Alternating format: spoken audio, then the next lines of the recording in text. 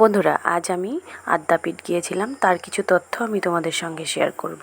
কলকাতার উত্তর প্রান্তে দক্ষিণেশ্বরের কাছে অবস্থিত এই আদ্যা মন্দির শক্তি আরাধনার এক বিখ্যাত আধ্যাত্মিক কেন্দ্র। 1915 সালে শ্রী পরম সাধক অন্নদাচরণ ভট্টাচার্য এই সংঘের সূচনা করেন। প্রতিদিন হাজার হাজার ভক্ত মায়ের দর্শন, আশীর্বাদ ও মানসিক শান্তির খোঁজে এখানে আসেন। অন্নদা ঠাকুর পেশায় একজন কবিরাজ ও আয়ুর্বেদিক চিকিৎসক ছিলেন।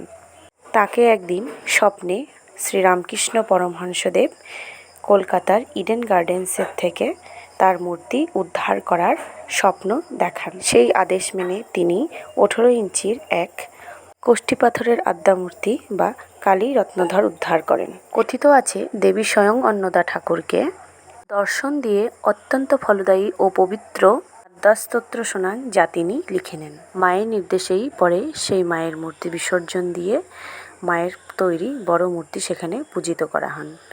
মঙ্গল আরতি 4:30 থেকে 5টা পর্যন্ত এবং ভোগ 10টার থেকে 11টার মধ্যেই হয়ে যায়। তো আমরা ওখানে প্রসাদ গ্রহণ করেছিলাম। সেখানে প্রসাদ খুবই সুস্বাদু ছিল।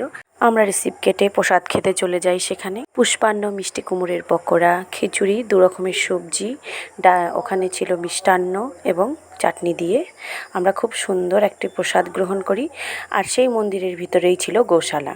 এই সম্পূর্ণ গোশালা সেই মন্দিরের মধ্যেই অবস্থিত। এখানে এই গোমাতাদের খুব যত্ন সহকারে এখানে লালিত পালিত করা হন। আরও সেখানে রয়েছে একটা বড় পুকুর, আরও অনেক ফল ফলান্তির গাছ। এখানে ভক্তদের জন্য চিকিৎসারও ব্যবস্থা করা আছে। এই ছিল আদ্যা মন্দিরের তথ্য।